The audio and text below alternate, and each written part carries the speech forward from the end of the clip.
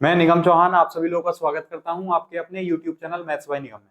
साथियों, हम यूपीएसआई के लिए क्रैश कोर्स कर रहे हैं और आज मैंने कहा था कि आज मैं हर कीमत पे आपको स्टैटिस्टिक्स यानी सांख्यिकी पढ़ाऊंगा। ठीक है, तो मैं आपके लिए बहुत अच्छे कॉन्सेप्ट और बहुत अच्छे क्वेश्चन लेकर आया हूँ। हाँ, इतना उम्मीद करता हूँ कि आपके एग्जाम में एक क्वेश्चन कम से कम इससे बनेगा यहाँ से जो मैं आज पढ़ाऊंगा। आज 20 क्वेश्चन है, क्वेश्चन भी ज्यादा नहीं है क्योंकि मुझे थोड़ा सा कॉन्सेप्ट भी सिखाना है इसका, तो इसलिए आप थोड़ा कॉपी पेन लेके बैठ जाओ, जो मैं बताता रहूं साथ साथ नोट करते रहो। ठीक है, चलिए तो पहले स्टैटिस्टिक्स यानी सांख्यिकी के बारे में जानते हैं कि सांख्यिकी होता क्या है। तो सांख्यिकी में जो होता है आंकड़ों का अध्ययन होता है। मतलब हमारे पास जैसे आंकड़े आए, बहुत सारे आंकड़े आए, जैसे कि मान लो अब जनगणना होने वाली है, सेंसस होने वाला है, उसमें बहुत सारे आंकड़े आएंगे, हर तरह के आंकड़े आएंगे। तो वो जो आंकड़ा होगा वो कैसे होंगे? वो बिखरे हुए आंकड़े होंगे, वो व्यवस्थित नहीं होंगे। उन आंकड़ों का अध्ययन करके उसको व्यवस्थित बनाना, वो सब किसके द्वारा होता है? किसमें होता है? स्टैटिस्टिक्स में होता है, सांख्यिकी में होता है। ठीक है, तो अब हम बात करते हैं सबसे पहले कॉन्सेप्ट की, कि जैसे मान लो एक बहुत सारा डाटा बिखरा हुआ है, जैसे 2 3 1 4 5 6 7 8 9 10 2 3 चेंज करो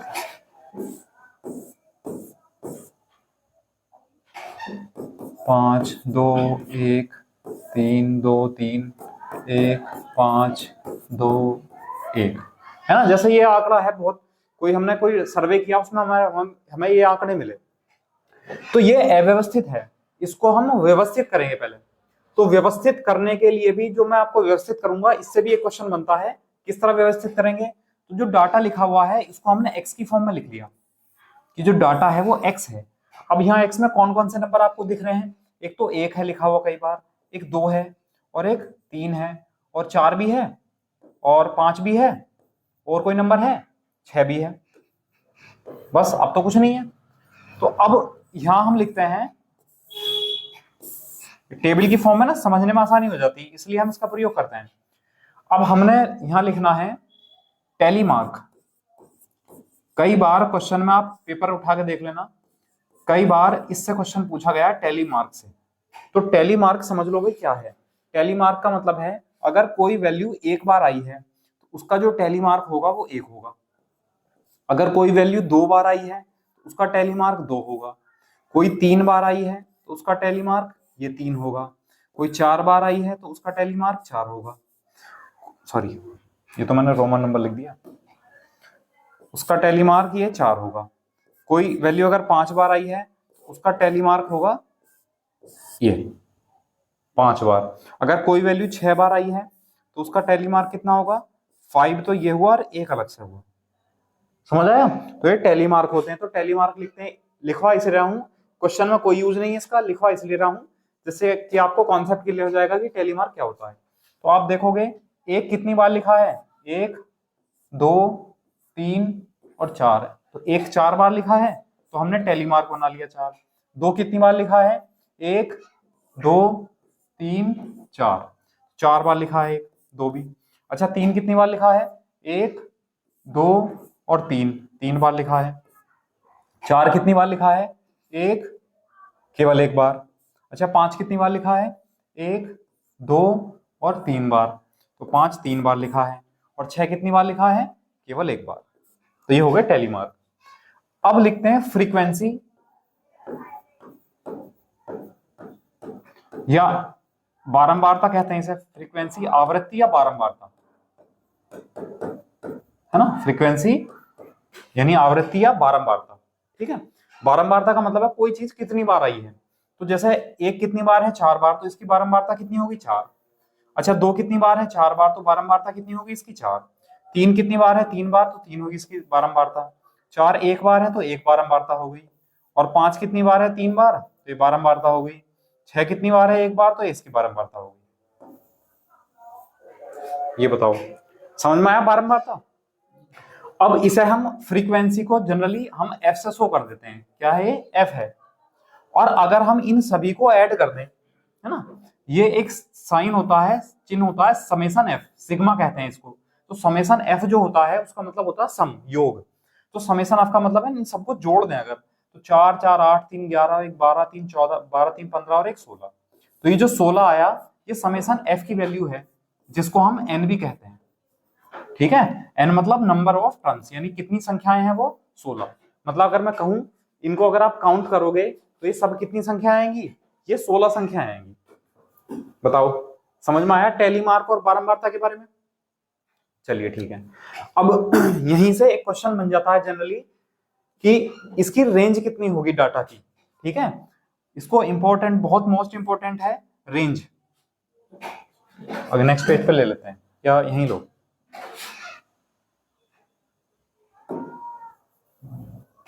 देखो अब मैं अगर कहूं आपसे कि अगर रेंज के बारे में बात होगी, रेंज यानी परास भी कहते हैं इसको, तो जो रेंज है वो क्या होती है? तो रेंज होती है कि जैसे आपको वैसे पता है डायरेक्टली कि रेंज क्या होती है, कि कोई अगर गेंद हमने कहीं पर फेंक के मारी तो जहां तक वो जाएगी, है ना, वो क्या होती है, उसकी रेंज होती है। जैसा बंदूक की रेंज होती है कि वो कहां तक मार कर सकती है, 100 मीटर 200 मीटर 500 मीटर 1 किलोमीटर।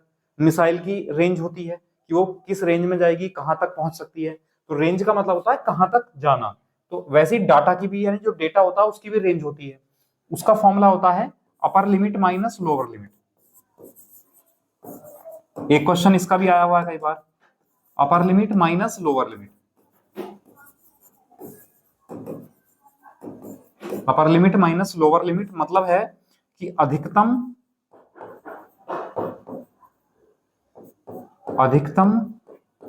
मान माइनस न्यूनतम मान, इसको हम रेंज कहते हैं। अगर ये जो डाटा लिखा हुआ है, अगर मैं आपकी इसकी रेंज पूछूं कि इसकी रेंज क्या होगी, तो इसमें आपको अपर लिमिट यानी सबसे बड़ी वैल्यू कौन सी दिख रही है? तो सबसे बड़ी वैल्यू दिख रही है इसमें 6, और इसमें सबसे छोटी वैल्यू कितनी दिख रही है? तो सबसे छोटी वैल्यू दिख रही है इसमें 1। तो इसकी जो रेंज होगी डेटा की वो कितनी होगी? 6 - 1 यानी 5। तो ये देखो कितना आसान है। बताओ कोई टिपिकल है रेंज? आप आंख बंद करके बता सकते हो रेंज डाटा की क्या है। तो अपर लिमिट माइनस लोअर लिमिट मतलब बड़ी संख्या में से छोटी संख्या को घटा देंगे तो रेंज बन जाएगी, परास बन जाएगा। समझ आया? चलिए इसका स्क्रीनशॉट लो। अब हम सीधे क्वेश्चन पे चलते हैं। अच्छा, क्वेश्चन पे चलने से पहले एक बार और समझो थोड़ा सा। हम जो पढ़ रहे हैं स्टैटिस्टिक्स पढ़ रहे हैं, तो हमें जनरली हम इसमें पढ़ेंगे स्टैटिस्टिक्स में ना, हम केंद्रीय प्रवृत्ति की माप पढ़ेंगे। केंद्रीय प्रवृत्ति की माप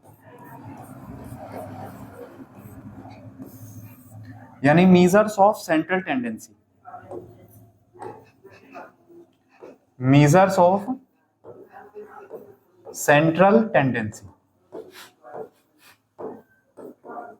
मीजर्स ऑफ सेंट्रल टेंडेंसी यानी केंद्रीय प्रवृत्ति की माप। तो केंद्रीय प्रवृत्ति की माप कौन कौन सी होती है? एक क्वेश्चन यहां से मिलने के चांस होते हैं। तो भैया केंद्रीय प्रवृत्ति की जो माप होती है वो जनरली 3 होती है। समांतर माध्य, समांतर माध्य यानी अर्थमेटिक मीन या मीन भी कहते हैं इसको हम। माध्यिका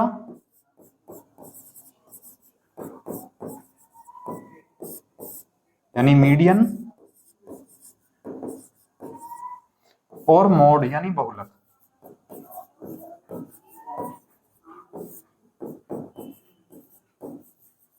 ठीक है, तो अगर आपसे पूछेगा कि केंद्रीय प्रवृत्ति की माप कौन कौन सी होती है, मीजर्स ऑफ सेंट्रल टेंडेंसी कौन कौन सी है, तो है मीन, मीडियन और मोड, समांतर माध्य, माध्यिका और बहुलक। ठीक है, तो ऐसा क्वेश्चन कई बार आया हुआ है। तो अब ये जो समांतर माध्य है ना, ये कुछ नहीं है, ये एवरेज है। क्या है? एवरेज। क्या है? औसत ही समांतर माध्य है। तो जितने क्वेश्चन भी एवरेज में बनते हैं वो सभी इसमें भी बन सकते हैं, अर्थमेटिक मीन में, है ना। एवरेज में आपको पढ़ा चुका हूं। ठीक, तो समांतर माध्य क्या होता है? एवरेज होता है, यानी सम अपॉन नंबर, पदों का योग बटे पदों की संख्या। ठीक है, तो अभी हम सबसे पहले यहां पढ़ेंगे समांतर माध्य, और फिर पहले समांतर माध्य पढ़ेंगे यानी माध्य यानी मीन। ठीक है, इसको हम जनरली एक्स बार से शो कर देते हैं, तो इसका मतलब है क्या है, माध्य की बात चल रही है। ठीक, तो समांतर माध्य है, माध्य क्या होता है, तो माध्य होता है भैया sum upon number, sum of observations upon number of observations, है ना, यानी योग बटे संख्या, योग बटे संख्या। ये क्या होता है, ये एवरेज होता है, यानी मीन होता है, माध्य होता है, योग बटे संख्या। समझ आया?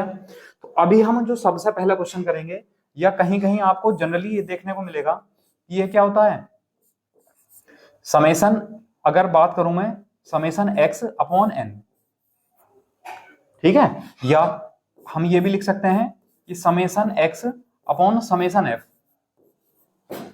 ठीक है, अब अगर मान लो फ्रीक्वेंसी के साथ, अब फ्रीक्वेंसी छोड़ो यहां, अगर फ्रीक्वेंसी है तो ये नहीं लिखेंगे, फ्रीक्वेंसी है तो इसको नहीं लिखेंगे, समेशन एक्स अपॉन लिखेंगे। और अगर मान लो फ्रीक्वेंसी भी दे दी उसने, तो हम माध्य लिख सकते हैं summation F x upon summation F, और समेशन एफ को हम एम भी कहते हैं। तो ये एफ क्या है, एक्स क्या है, समेशन एफ एक्स कैसे निकलेगा, समेशन एफ कैसे निकलेगा, वो सारी चीजें हम क्वेश्चन के माध्यम से आपको क्लियर कराएंगे। अभी बस आप लोग ये नोट कर लो, इसका स्क्रीनशॉट ले लो। ठीक है, चलिए अब शुरू करते हैं मीन के क्वेश्चंस। चलिए नेक्स्ट, ये है क्वेश्चन आपका, लो पहला ही क्वेश्चन है कि निम्नलिखित में से कौन सा केंद्रीय प्रवृत्ति की माप नहीं है, विच of the following is not a measures of central tendency. हाँ बिल्कुल ठीक है, देखो मीन भी है, मीडियन भी है, मोड भी है, ये मानक विचलन नहीं है। तो मानक विचलन जो है वो मेजर्स ऑफ सेंट्रल टेंडेंसी नहीं है। इसको क्वेश्चन को देखो, बहुत ही इंपॉर्टेंट क्वेश्चन है, छोटा सा क्वेश्चन है, बहुत इंपॉर्टेंट क्वेश्चन है, क्योंकि वैल्यू आपको देखने में ऐसी लगेंगी कि अरे ये भी है, ये भी है, क्योंकि सारी चीजें आपको सुनने में दिखेंगी। और ये जो है ना मानक विचलन जो है, स्टैंडर्ड डेविएशन, ठीक है, इसको तो आप 100% लिख लो भैया एक क्वेश्चन, कि बहुत बार देखा है कि स्टैंडर्ड डेविएशन का एसआई में एक क्वेश्चन जरूर आता है। तो स्टैंडर्ड डेविएशन बताऊंगा मैं लास्ट में, तो वहां तक वीडियो को कंप्लीट देखना, सारी चीज सिखाऊंगा, स्टैंडर्ड डेविएशन क्या होता है, वेरिएशन क्या होता है, कोफिशिएंट ऑफ वेरिएशन क्या होता है ना, सारी चीजें। चलिए नेक्स्ट, नेक्स्ट है निम्नलिखित में से कौन सी एक विधि से एकत्रित किए गए आंकड़े प्राथमिक आंकड़े नहीं होते, which of the following methods collect data that are not primary data. इनमें से कौन सा प्राइमरी डेटा नहीं है, ये प्रीवियस ईयर क्वेश्चन है, आया हुआ है, इसलिए आपको दिया गया है।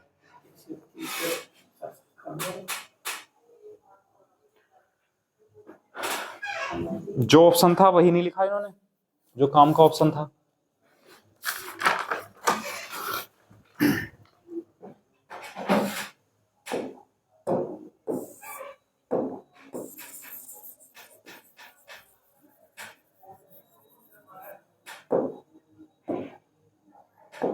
देखो ये था एक,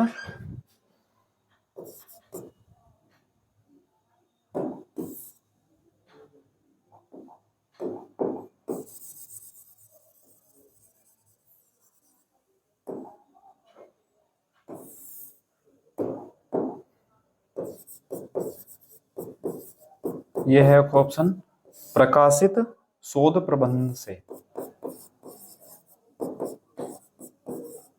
क्योंकि वर्ड्स भी ऐसे हैं बड़े अजीब, ठीक है, मतलब फ्रॉम पब्लिश्ड,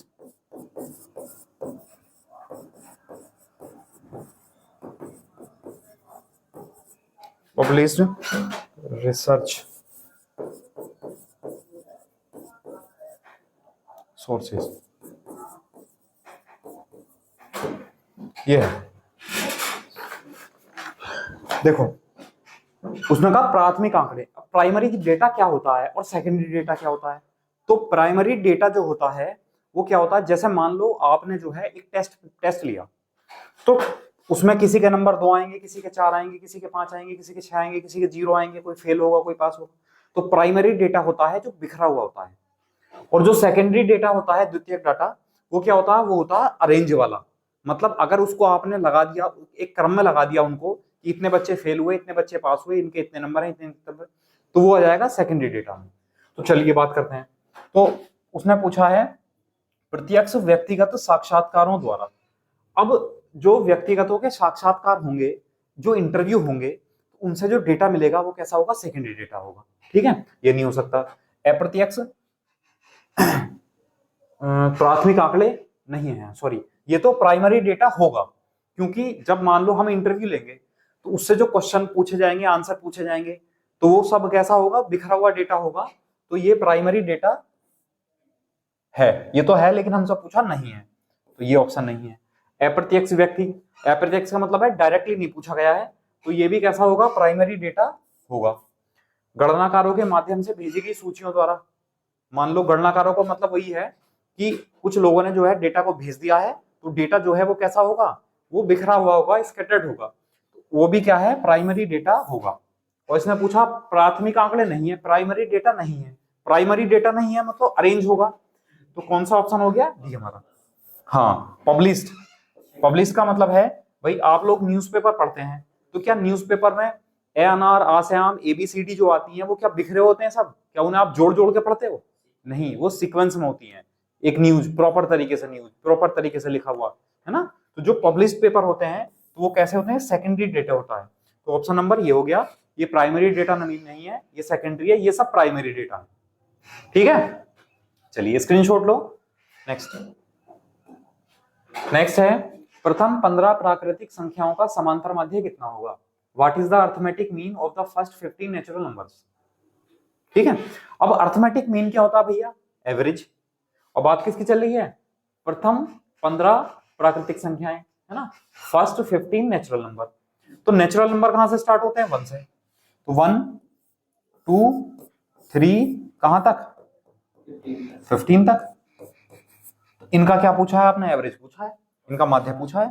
तो माध्य के लिए मैंने आपको फॉर्मूला पढ़ाया होगा एवरेज में, मैंने पढ़ाया होगा फर्स्ट प्लस लास्ट बाई 2। अगर सीक्वेंस इक्वल है, अगर सीक्वेंस बराबर है, तो हम एवरेज के लिए फॉर्मूला लगा सकते हैं, फर्स्ट प्लस लास्ट बाई 2, सबको जोड़ने की जरूरत नहीं है। तो फर्स्ट नंबर 1 और प्लस 15, 1 प्लस 15 कितना हुआ, 16, तो 16 बाई 2 कितना हुआ, 8। तो ये हमारा आंसर आ गया, सी ऑप्शन। बताइए, समझ आया। अगर आपको ये फॉर्मूला याद नहीं है, तो मैंने मीन का फॉर्मूला क्या बताया, सम अपॉन नंबर करेंगे। उसके लिए क्या करना पड़ेगा, 1 + 2 + 3 प्लस कहां तक जोड़ना पड़ेगा, 15 तक। और टोटल नंबर कितने हैं, 15, तो 15 से हमें डिवाइड करना पड़ेगा। तो फिर हमें इसका सम निकालना पड़ेगा। तो सम निकालने के लिए हम क्या फॉर्मूला यूज करेंगे, n/2 2a + n - 1 × d, 2a + n - 1 n - 1 × d। AP है, तो हम यहां से n कितना, 15 नंबर है, तो 15/2। ए क्या है, पहला नंबर है, तो पहला नंबर 1 है, तो 2 हो गया, प्लस n है टोटल नंबर 15, तो 15 - 1 कितना हुआ, 14। और d कितना है, डिफरेंस सब में 1 1, तो 14 2 16, 2 से भाग करेंगे 8 आया, तो 15 8 120। तो ये तो सम आया, ऊपर वैल्यू आ गई 120 और पदों की संख्या है 15, तो 15 8 120, तो एवरेज कितना आ जाएगा, यानी माध्य कितना आ जाएगा। अगर आपको ये फॉर्मूला याद नहीं होता तो फिर हम इस तरीके से करते हैं। बताइए, समझ आया। और हाँ, अगर मान लो डेटा जो है ये ऐसा होता कि एक सीक्वेंस में ना होता, अलग अलग संख्याएं होती, डिफरेंस अलग अलग होता, तो अब हम यही कंडीशन अप्लाई करेंगे, तब ये अप्लाई नहीं कर सकते। ये तभी करेंगे जब यहाँ सीक्वेंस बराबर बराबर का है, बराबर बराबर का डिफरेंस है। ठीक है, चलिए इसका स्क्रीनशॉट लो, फिर आगे बढ़ते हैं। नेक्स्ट है भाई, देखो ये है, यदि संख्याएं 9 12 13 18, x, 21 24 30 और 35 का समांतर माध्य 21 है, तो x का मान ज्ञात कीजिए। अब देखो यहाँ तो सीक्वेंस कोई बनता नहीं है भाई, 9 के बाद 3 का डिफरेंस है, फिर यहाँ 1 का डिफरेंस है, यहाँ 5 का डिफरेंस है, तो डिफरेंस तो बराबर है नहीं यहाँ। तो हम मीन कैसे निकालेंगे, उसने कहा जो मीन है वो कितना है, समांतर माध्य है, वो मीन जो है वो कितना है, 21। अब मीन का फॉर्मूला क्या होता है, सम अपॉन नंबर। तो सम करेंगे सभी को, तो 9 + 12 + 13 + 18 + x + 21 + 24 + 30 + 35 और भी है कुछ प्लस, बस हाँ ये है, अपॉन टोटल कितने नंबर हैं, 3 3 6 3 9 9 नंबर है, और इनका एवरेज कितना है, 21। ठीक है, अब कर देंगे सॉल्व। अब हम पहले जोड़ दें, अगर हम इधर 5 4 9 1 10 8 18 3 21 2 23 23 और 9 32 का 2 से लगे 3 3 3 6 3 9 2 8 2 10 और 1 11 और 1 12 और 1 13 132 प्लस एक्स, 9 की मल्टीप्लाई कर दो उधर कर दो तो 189, इसको उधर ले जाओ, x बराबर कितना हो जाएगा 7 बचा 8 में से 2 गया 8 में से 3 का कितना बचा, कौन सा वाला 3 इसमें आपने सम कर लिया 3 3 6 6 8 2 10 11 11 12 5 4 9 1 10 8 18 18 3 21 21 2 23 23 और 9 32 का 2 से लगे 3 3 और 3 6 6 3 9 9 2 11 2 13 1 14 1 15 और 1 16 162 माइनस करेंगे, 9 में से 2 माइनस करो कितना आया 7 और 8 में 6 माइनस करो कितना आया 2, तो जो x की वैल्यू है वो कितनी आई 27, ये भी हमारा करेक्ट आंसर। बताइए, यहां सीक्वेंस नहीं था तो इसलिए हमें ऐसे ही करना पड़ेगा क्वेश्चन, बाकी और कोई मेथड नहीं है ना। एक मेथड और भी है लेकिन वो मैं उसको सिखाऊंगा, वो तब अप्लाई करेंगे जब वैल्यू बड़ी हो, तब क्वेश्चन को किस तरीके से करना है, ठीक है। चलिए नेक्स्ट, देखो बहुत इंपॉर्टेंट टॉपिक है और छोटा सा टॉपिक है, आज ही शुरू हुआ आज ही खत्म हो जाएगा, है ना। और एक क्वेश्चन जरूर 100% देके जाएगा, पेपर से पहले इसलिए पढ़ाया गया है, अभी 2-3 दिन बाद आपका एग्जाम है, ताजा ताजा बिल्कुल याद रहेगा परफेक्ट एकदम, ठीक है। और अगर आप चैनल पर नए हैं तो चैनल को सब्सक्राइब कर लें और बेल आइकन जरूर प्रेस कर दें जिससे कि वीडियो का नोटिफिकेशन आपके पास पहले पहुंच सके, ठीक है। चलिए, और हम इसके बाद जो है वो फिर बेसिक कोर्स शुरू करेंगे। नेक्स्ट है संख्याओं 58 63 72 55 73 82 तथा 79 का समांतर माध्य बताओ। देखो, एक तो तरीका यह है कि क्या करना है, हमें हम 58 plus 63 plus 72 plus 55 plus 73 plus 82 plus 79, और नंबर कितने हैं भैया टोटल 3 3 6 और 1 7 नंबर है, तो ये इनका मीन आ जाएगा x बार, ठीक है। अब जोड़ लो भाई, 9 2 11 3 14 14 5 19 19 2 21 21 3 24 24 8 32 का 2 से लगे 3 3 और 7 10 8 18 7 25 25 5 30 30 7 37 37 और 6 43 और 5 48 बटे 7, तो 7 6 42 6 बचा 7 8 56 56 और 6 बचा, यह जाएगा 68 सही 6 बटे 7 भाई 9 2 11 11 3 14 5 19 2 21 21 3 24 24 8 32 का 2 से लगे 3 3 और 7 10 10 8 18 18 7 25 5 30 30 7 37 37 और 6 43 और 5 48, 7 से भाग कर दिया तो कितना आया 68 ऑल 6/7, 68 सही 6 बटे 7 ही आंसर। तो ये तरीका तो इस तरह है। अब चलो ये कम थी, 7 संख्याएं थी, मान लो 15-20 संख्या आ जाए, है ना, तो हमारे होश ही खराब हो जाएंगे जोड़ने में, इतनी बड़ी वैल्यू आ जाएगी। तो उसके लिए एक तरीका समझ लो भाई, पहले जैसे हम नंबर लिख लेते हैं 58 63 72 55 73 और 82 और 79, है ना, ये 7 नंबर है। अब हम अपनी मर्जी से एवरेज मान लेते हैं, कुछ भी एवरेज मान लो, तो हमने एवरेज ऐसा मान लिया जो इनके सबके आसपास हो, तो इनके आसपास कौन सी संख्या दिख रही है आपको 70 70, तो हमने इनका जो एवरेज है वो 70 मान लिया और 70 को हमने इनमें से सब में से माइनस करके देख लिया। अब ये लिखने की जरूरत तो है नहीं आपको, है ना, लेकिन डायरेक्ट घटा सकते हो, लेकिन मैं समझाने के लिए लिख रहा हूं बस केवल। हाँ, अब जब हम सॉल्व करेंगे तो ये कितना आया माइनस के 12, ये कितना आया माइनस के 7, ये कितना आया 2, ये कितना आया माइनस के 15, ये कितना आया 3, ये कितना आया प्लस के 12 और ये कितना आया प्लस के 9, ठीक है। अब इनको जोड़ लो आप, तो इनको जब जोड़ेंगे तो देखो -12 से +12 कैंसिल आउट हो गया, ठीक है, और 9 और 3 12 12 2 14 14 -15 -1 और -7 कितना, वो -8 है इनका सम।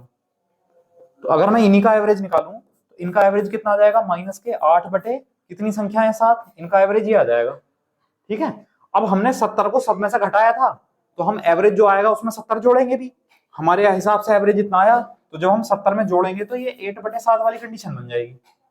अब अगर हम इसको सॉल्व कर लें तो साथ ही साथ एक तो इसमें से डायरेक्ट घट जाएगा, तो कितना हो जाएगा 69 माइनस 1/7। और जब मैंने आपको फ्रैक्शन पढ़ाया था तो उसमें एक चीज सिखाई थी, इसको हम डायरेक्ट कैसे लिखते हैं, तो इसमें से एक माइनस करते हैं तो कितना हो गया 68। 7 है 7 लिखो, और 7 माइनस 1 कितना हो जाएगा 6। तो आंसर कितना आया हमारा, सिखाया था मैंने ये चीज कि भाई अगर ऐसे लिखा हुआ है फ्रैक्शन, नंबर लिखा हुआ है, उसको हम मिक्स फ्रैक्शन में कैसे लिखेंगे, इसमें से एक माइनस करेंगे, लिख दिया, 7 से डिवाइड कर रहे हैं 7 से डिवाइड करेंगे, और 7 माइनस 1 कितना हो जाएगा 6। तो ये आंसर आ गया हमारा 68 होल 6/7।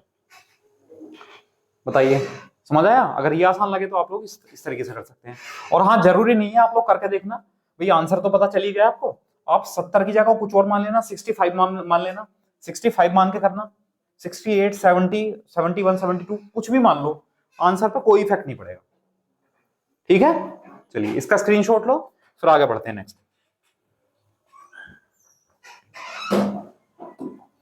नेक्स्ट है भाई, नीचे दी गई सारणी का माध्य बताओ। अब टेबल दे दी, अभी तक तो डाटा था बिखरा हुआ, अब है अरेंज, बिल्कुल टेबल दे दी है और पूछा है इसका एवरेज बताओ, माध्य बताओ।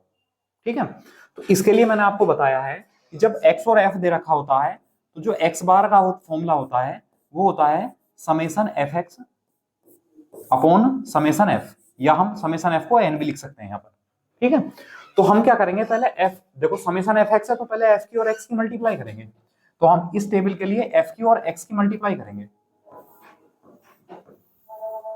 ठीक है, अब मल्टीप्लाई करो, देखो 3 गुणा 2 कितना हुआ 6, अच्छा 4 गुणा 4 कितना हुआ 16, 5 गुणा 2 कितना हुआ 10, और 6 गुणा 3 कितना हुआ 18, और 5 सत्ते कितना हुआ 35, और 4 अट्ठे कितना हुआ 32, और 9 तिया कितना हुआ 27, और 7 दाई कितना हुआ 70। तो अगर हम इनको जोड़ेंगे तब ये जोड़कर क्या आएगा, यहाँ समेशन fx आएगा। तो जोड़ दो भाई, 6 6 12, 12 8 20, 5 25, 2 27, 7 34 का 4 आंसर लगे 3, 3 7 10, 2 12, 3 15, 3 18, 1 19, 1 20, 1 21, सम कितना आया 214। और समेशन f को अगर जोड़ दें, समेशन f है, इनको सबको जोड़ दो, 2 4 6 2 8 3 11 5 16, 16 4 20 3 23 और 7 30। ठीक है, तो अब समेशन fx कितना आया, तो समेशन fx कितना आया 214, और समेशन f कितना आया, वो आया 30। तो पॉइंट से तो ये कैंसिल आउट हो गया है ना। अगर हम देखेंगे तो 3 सत्ते 21, 7 पॉइंट और 3 3, तो लगभग कितना आ जाएगा 7.1 आ जाएगा। तो हमारा ऑप्शन कौन सा हो जाएगा, सी। बताओ, अगर टेबल दे रखी होगी तो हम इस तरह उसको सॉल्व करेंगे, समेशन fx अपॉन n या summation fx upon summation f। तो समेशन fx ही तो, ये समेशन f जो है यही तो n होता है, तो फॉर्मूले में आपको n भी लिखा हुआ मिलेगा। बताइए, अगर टेबल दे रखी है इस तरह तो कर सकते हैं। चलिए नेक्स्ट, नेक्स्ट है भाई, हाँ अब ये उससे थोड़ा सा अगले लेवल का क्वेश्चन हो गया। कहने का मतलब है अभी तक हमें x की वैल्यू डायरेक्ट दे रखी थी और अब उसने अंक दे दिए, तो इसको कहते हैं हम क्लास इंटरवल। अगर इस तरह लिखी हुई होती है ना वैल्यू, जैसे 0 से 10, 10 से 20, 20 से 30, तो इसको हम कहते हैं, इनको कहते हैं class interval. Class interval, class interval यानी हम शॉर्ट फॉर्म में CI भी लिखेंगे इसे, है ना। तो वर्ग अंतराल, हिंदी में कहते हैं इसको वर्ग अंतराल, क्योंकि मीडियन और मोड पढ़ेंगे तो वहां वर्ग अंतराल का यानी क्लास इंटरवल का जिक्र होगा, इसलिए आप समझ लो। तो इसको कहते हैं क्लास इंटरवल। अब ये है बारंबारता, तो बारंबारता है ये, तो इसका मतलब ये f का मान तो है। अब हमारे पास x का मान नहीं है, क्योंकि जब हम मान x यानी माध्य पता करेंगे तो माध्य का formula summation fx upon n ही तो होता है। तो x f तो है हमारे पास, x नहीं दिख रहा इसमें कहीं। x के लिए आपको समझ लो, x जो है इस कंडीशन में हम मध्य मान निकालेंगे, x हम माध्य मान निकालेंगे, मिड वैल्यू निकालेंगे, x के निकालेंगे हम मध्य मान। अब मध्य मान कैसे निकालेंगे देख लो, बोर्ड पर ध्यान दो। देखो, जो भी दोनों वैल्यू है जोड़कर आधा करते रहो, तो 0 + 10 10, 10/2 कितना हुआ 5, 10 और 20 कितना हुआ 30, 30 का आधा करो कितना हुआ 15, और क्योंकि सब में डिफरेंस या क्लास इंटरवल सेम है, सब में 10-10 का गैप है, तो आप यहाँ भी 10-10 जोड़ते चले जाओ। आप देखो 5 और 10 15, 15 10 25, 25 और 10 35, 35 और 10 45, 45 और 10 55, 55 और 10 65, 60। समझ आया? अब जब हमारे पास x भी है, जब हमारे पास f भी है, तो हम क्या निकालेंगे यहां से? तो हम यहां निकालेंगे fx। fx निकाल लो। देखो 2 पंजे 10 और 15 चौका 60 और 25 दूनी 25 धाई 250 और 300 और 21 पंजे 105, 21 या 63 और 10 73 और 6 पंजे 30, 6 चौक 24, 3 27, 3 पंजे 15, 3 पंजे 15 और 1 16 और 65 दूनी 130। और अगर हम इनको जोड़ देंगे तभी तो समेशन fx आएगा। जोड़ दो, 5 और 5 10, 3 और 1 4, 6 10 7 17, 3 20 और 6 26 और 1 27 का 7 हाथ से लगे 2 और 1 3, 1 4 2 6 7 13 13 3 16। कितना आया? 1670। तो समेशन fx तो कितना आया? 1670। ये तो कैलकुलेशन बच्चों आपको करनी पड़ेगी, है ना, ये तो आपको करना ही पड़ेगा। अपॉन में n, तो n का मतलब है इसको जोड़ दो भाई। समेशन अगर f करेंगे तो वही तो n आता है, इनको जोड़ दो सबको। 2 4 6 12, 2 4 6 2 8, 8 और 1 9, 6 15, 3 18 2 20 का 0 से लगे 2 2 और 2 4 और 1 5। कितना आया? 50। कितना आया? 50, है ना। 2 से भाग करने से अच्छा 2 से गुणा कर दो, 5 से भाग करने से अच्छा है। और 2 पंजे 10 का पॉइंट लगा देंगे, 2 सत्ते 14, ये ऑप्शन आ गया। 0.41 में ही है ना। और 16 दूनी 32, 32 पॉइंट 2 सत्ते 14 कहां से लगा? तो 33.4। ये आपका ऑप्शन आ गया 33.4। ये आपका एवरेज हो गया। बताइए समझ आया नहीं आया? तो कैलकुलेशन से डरना नहीं है, इतनी टिपिकल कैलकुलेशन नहीं आएगी, बस आपको थोड़ा सा बेसिक नॉलेज होनी चाहिए इसके बारे में, क्योंकि इसको ना टीचर्स कम पढ़ाते हैं, है ना, और ये आता भी ज्यादातर एग्जाम में आता भी नहीं है, इसलिए जो है इतनी टिपिकल कैलकुलेशन नहीं आने वाली। चलो नेक्स्ट स्क्रीनशॉट लो इसका। हाँ अच्छा, माध्यिका मीडियन, चलो यहीं पढ़ लेते हैं। माध्यिका यानी मीडियन क्या होती है और उसको हम किस तरह सॉल्व करते हैं। तो मीडियन जो है माध्यिका, वो होती है मध्य की वैल्यू। मीडियन क्या है? मध्य। कोई अगर वैल्यू मध्य में है तो उसको हम उसकी मीडियन भी कह सकते हैं। ठीक है, कहने का मतलब है अगर ये डेटा लिखा हुआ है, इसकी मीडियन हम कैसे निकालेंगे? तो सबसे पहले जो डेटा लिखा हुआ है उसको आप अरेंज करेंगे असेंडिंग या डिसेंडिंग ऑर्डर में,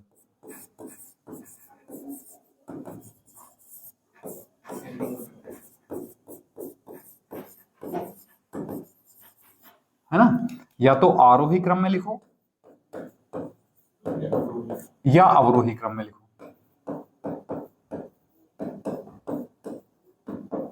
असेंडिंग या डिसेंडिंग ऑर्डर में पहले डेटा को लिखो। तो अगर हम असेंडिंग ऑर्डर में लिखेंगे तो पहले सबसे छोटा नंबर आएगा, तो सबसे छोटा नंबर है 5, फिर उससे बड़ा नंबर क्या है? 5 से बड़ा, काटते रहो, 5 से बड़ा है 9, फिर उससे बड़ा कितना है? 13, उससे बड़ा कितना है? 17, फिर 18, फिर 19। ये तो लगातार ही है, 17 18 19, है ना। 26 दो बार है।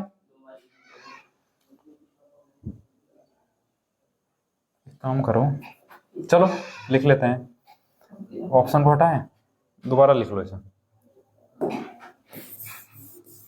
इधर से लिख लेते हैं। देखो 5 लिख दिया, कॉमा 9 लिख दिया, 5 के बाद 9 आ गया, फिर आगे 13, फिर 17, फिर 18, फिर 19, फिर 26 और फिर 26 और फिर 29, ये आ गया। ठीक है, अब ये कितने टर्म्स हैं? 1 2 3 4 5 6 7 8 9, तो n की वैल्यू कितनी है यहाँ पर? 9। तो यहाँ दो फॉर्मूले बनते हैं, यहाँ पर दो फॉर्मूले बनते हैं, एक इवन नंबर के लिए और एक ऑड नंबर के लिए। मैं आपको ऐसा तरीका बता रहा हूँ कि इवन नंबर हो या ऑड नंबर आप देखते ही बता दोगे, लेकिन कभी कभी क्या हो जाता है, ज्यादा बड़ी वैल्यू आ जाती है, तो वहां वो वैल्यू पॉसिबल नहीं है, इसलिए आप फॉर्मूला याद रख लो तो बेहतर है। तो देखो जैसे यहाँ पदों की संख्या क्या है? n है, मतलब विषम है, ऑड है। तो अगर पदों की संख्या ऑड है तो जो मीडियन होती है ना माध्यिका, जो माध्यिका होती है वो होती है n+1/2, TH टर्म, या इसको कहते हैं वापद, या हम ऐसा लिख सकते हैं n+1/2 वापद। ओड के लिए, अगर n ओड है तो, है ना, और n अगर इवन नंबर है, ठीक है, अगर ये n इवन होता, n सम संख्या होती, तो मीडियन क्या होती, तो माध्यिका होती भैया n/2वां पद प्लस n/2 प्लस 1 वां पद बटे 2, है ना, n/2 TH term plus n/2 plus 1 TH term divide by 2। ये अगर पदों की संख्या, अगर ये क्या है, यहाँ n क्या है, ऑड नंबर, विषम संख्या, और यहाँ n क्या है, सम संख्या, यानी इवन नंबर, ठीक है। अब यहाँ n क्या है, ऑड नंबर है, तो ये वाला फॉर्मूला लगेगा। अब n की जगह कितना है, 9, तो मैं लिखूंगा 9 + 1 डिवाइड बाई 2 वहां पद, यानी TH टर्म।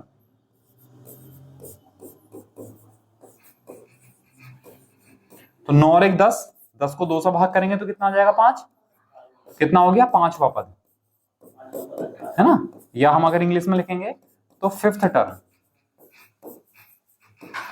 और 5th टर्म यानी 5वां पद कौन सा है, 1 2 3 4 5 18, तो हमारा जो मीडियन आया वो कितना आया, 18 आया। सी ऑप्शन हमारा करेक्ट आंसर। अगर छोटा डेटा है और आप फॉर्मूले को भूल चुके हैं, तो मैंने कहा मध्य में आएगा कुछ वैल्यू। अब ये 9 टर्म है, तो 9 में हम आप देखोगे तो 4 तो ये हैं और 4 ये हैं, 8 हो गई, तो बीच में कौन सी दिख रही है, 18। अगर आपको फॉर्मूला याद नहीं है तब आप ऐसा कर सकते हो डायरेक्ट, समझ आया। चलिए इसका स्क्रीनशॉट लो, फिर आगे बढ़ते हैं नेक्स्ट है भाई, संख्याएं दे रखी हैं 10 11 11 12 13 14 12 13 10 12 12 14 14 15, और इनकी जो है वो हमें माध्यिका बतानी है, मीडियन बतानी है।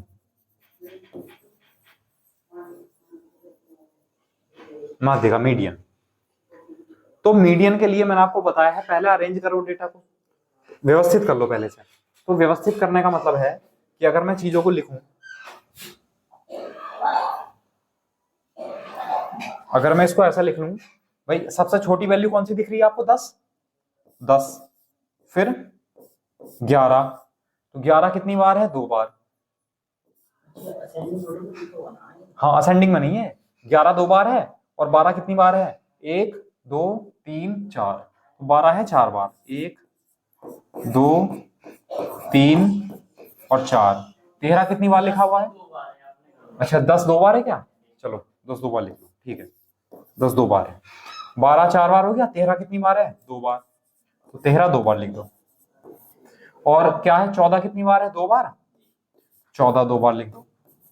और 15 कितनी बार है, 1 बार, टर्म्स गिनो लो 1 मिनट, है ना, देखो 3 3 6 3 9 3 12 2 14, 3 3 6 3 9 3 12 और 1 13, कौन सी टर्म छूट गई, 3 3 6 3 9 3 12 1 13, कौन सी टर्म छूट गई भी, 10 कितनी बार है, 2 बार है, 11 कितनी बार है, 2 बार है, 14 3 बार है, सॉरी 1 11, तो 14 3 बार है, चलिए 14 3 बार है, और 15 1 बार है, 15 1 बार है ना, ठीक। चलिए तो ये टोटल 14 टर्म है, तो n की वैल्यू कितनी होगी, यहां से 14। अब जब n 14 है तो मैंने आपको फॉर्मूला बताया था n/2 वापस प्लस, है ना, लेकिन उस फॉर्मूले से अलग समझ लो। पहले मैंने कहा आप 14 का आधा कर लो, 14 का आधा 7 है, तो 7वीं संख्या तक पहुंच जाओ, 1 2 3 4 5 6 7, यहां तक पहुंच जाओ, पहुंच गए यहां तक, उधर से भी आ जाओ यहां तक, ये भी कितनी टर्म्स होंगी, 1 2 3 4 5 6 7, ठीक। अब जहां आप मिल रहे हो, बीच में कोई संख्या दिख रही है आपको, नहीं दिख रही, ये जो धोरे वाली संख्याएं हैं इन्हें जोड़ के आधा कर दो, तो 12 + 12/2 कितना हो गया, 12, 24/2 12, ये आ गया आपका मीडियन। किसी फॉर्मूले की जरूरत नहीं है, है ना, ठीक बीच तक पहुंच जाओ, बीच में कोई संख्या मिल रही है तो वही हो गई एवरेज, मीडियन सॉरी।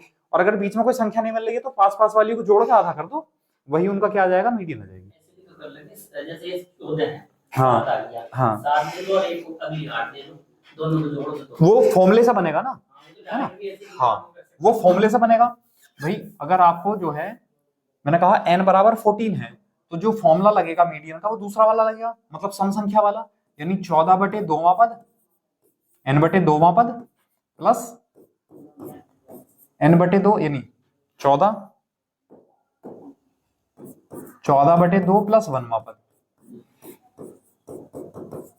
7/2, ठीक है। अब यहाँ सॉल्व करेंगे तो 7वां पद, और यहाँ सॉल्व करेंगे तो 7 से एक ज्यादा है नहीं 8वां पद, तो 7वां पद कौन सा है, 1 2 3 4 5 6 7, 7वां पद तो है 12 और 8वां पद है ये वाला 12 बटे, कितना हो जाएगा, है ना, ये आप फॉर्मूले से कर सकते हैं। हाँ समझ आया, कर लेंगे तो चलिए इसका स्क्रीनशॉट लो। अब ये तो एक ऐसा डेटा था कि इसको आप आसानी से कर सकते हो। अगर टेबल की फॉर्म में आ जाए तो हम क्या करेंगे भाई, ये टेबल की फॉर्म में आ गया कि निम्नलिखित बारंबारता बंटन की माध्यिका ज्ञात करो, find the median of the following frequency distribution. Frequency distribution दे रखा है इस बार और इसकी मीडियन पूछिए।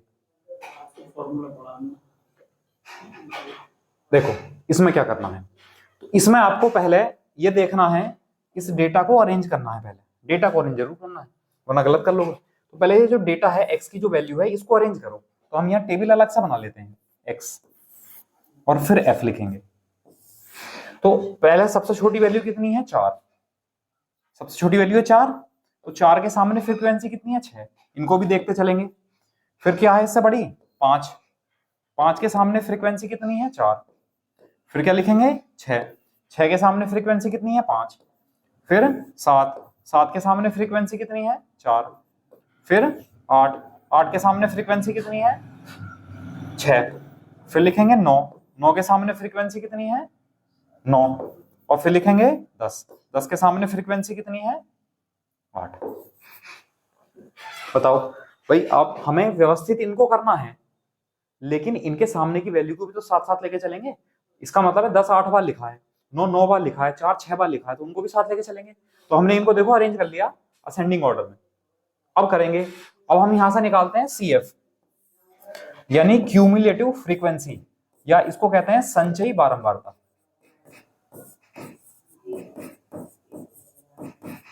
क्या कहते हैं भैया इसको, क्यूमुलेटिव फ्रीक्वेंसी, क्यूमुलेटिव फ्रीक्वेंसी यानी संचयी बारंबारता। तो संचयी बारंबारता कैसे लिखते हैं, पहले 6 है तो 6 लिखो, फ्रीक्वेंसी से निकलेगा ये 6 और 4 10, 10 और 5 15, 15 और 4 19, 19 और 6 25, 25 और 9 34, और 34 और 8 42। तो ये जो नंबर आएगा ना लास्ट का, ये समेशन f आता है। ये क्या आता है, समेशन f। समेशन f मतलब n आता है। n कितना हुआ यहाँ 42 हुआ, n कितना हुआ 42 हुआ। और 42 कैसा नंबर है, 42 एक इवन नंबर है ना। तो 42 का मतलब है कि अब मैं यहाँ वही वाला फॉर्मूला लगाऊंगा कि 42/2 यानी 42/2 यानी 21वां पद प्लस 22वां पद बटे 2। अब ये 21वां और 22वां पद कौन कौन से हैं, तो आप लोग थोड़ा ध्यान देंगे। अगर मैं 21 वाले की बात करूंगा तो 21 जो है वो 19 से तो ज्यादा ही है, 19 से ज्यादा है तो 21 वाला पद भी कहाँ आएगा 25 में आएगा, 22 वाला पद भी 25 में आएगा। तो 22 वाला पद और जो 25 वाला पद है वो कौन है, दोनों दोनों 8 ही तो हैं। 8 प्लस 8/2, 16/2 कितना हुआ 8। तो आंसर कितना आया हमारा, सी ऑप्शन। बताइए समझ आया। सबसे पहले डेटा को अरेंज करना है असेंडिंग या डिसेंडिंग ऑर्डर, आरोही या अवरोही क्रम में। उसके बाद फ्रीक्वेंसी है उसकी CF निकाल लो यानी क्यूमुलेटिव फ्रीक्वेंसी यानी संचयी बारंबारता निकाल लो, संचयी बारंबारता। फिर यहाँ टोटल ये नंबर आ जाएगा, टोटल नंबर की अगर आप समेशन f जोड़ोगे ना तो 42 ही आएगा। तो 42 एक कैसा नंबर है, इवन नंबर है, सम संख्या है। सम संख्या है तो फॉर्मूला था n/2 पद प्लस n/2 प्लस 1वां पद। n/2 कितना हो जाएगा 42/2 यानी 21वां पद प्लस 22वां पद बटे 2।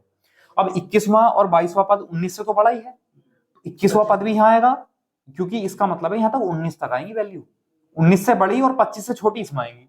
तो जो 21 और 22 है दोनों 19 से तो बड़े हैं और 25 से छोटे हैं, तो किस में आएंगे? इसमें आएंगे। ठीक है, ऐसा मत कर देना आप कभी इसके सामने 6 ले लो और 6 + 6 12, 12/2 ऑप्शन भी है ना, वैल्यू x की ली जाएगी। बताइए, समझ आया? आज तो नहीं आ रही है वो। चलो नेक्स्ट, ये है देखो मजबूत क्वेश्चन। ठीक है, क्योंकि इसको हम डायरेक्टली नहीं कर सकते हैं, इसके लिए हमें फॉर्मूला पढ़ना ही पड़ेगा। इसके लिए फॉर्मूला क्या होता है? जब क्लास इंटरवल दिया होता है तो उसके लिए मीडियन के लिए एक फॉर्मूला होता है। देखो माध्य का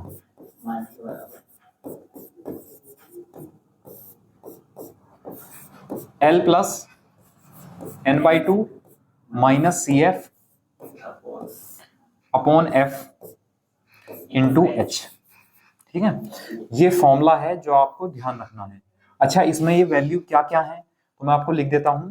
जो L है वो है lower limit. Lower limit, lower limit किसकी?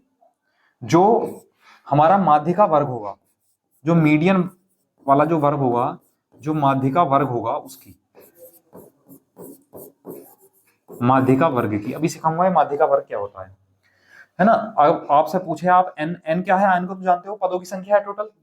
f क्या है? फ्रीक्वेंसी है। अच्छा, cf क्या है?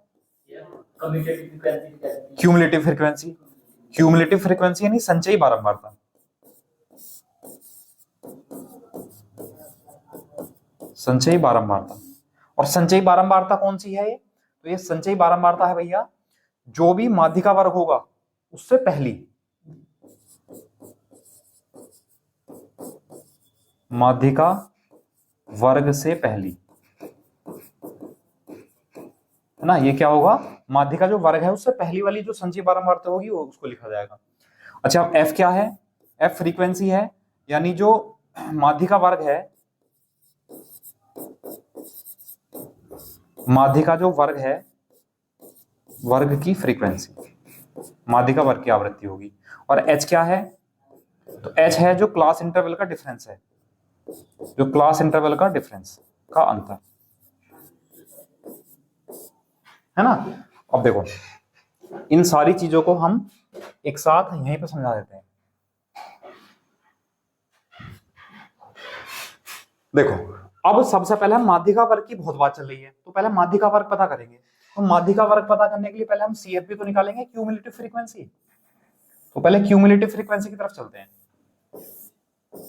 मैंने आपको अभी समझाया कैसे निकालते हैं भाई। 9 और 16 25, 25 और 24 49, 49 और 15 64, 64 और 4 68। तो ये तो आया n का मान। n बराबर कितना आया? 68। तो अगर मैं n का आधा कर दूं तो 68/2 यानी कितना हो जाएगा? 34। तो 34 फ्रीक्वेंसी जहां पर है वो माध्य का वर्ग है। अब 34 फ्रीक्वेंसी का मतलब है क्यूमुलेटिव फ्रीक्वेंसी चेक करो, संचयी बारंबारता। तो 34 वाला नंबर कहां लाई करेगा? यहां लाई करेगा। तो ये जो है ना, इसको कहते हैं माध्य का वर्ग। ये माध्य का वर्ग हो गया।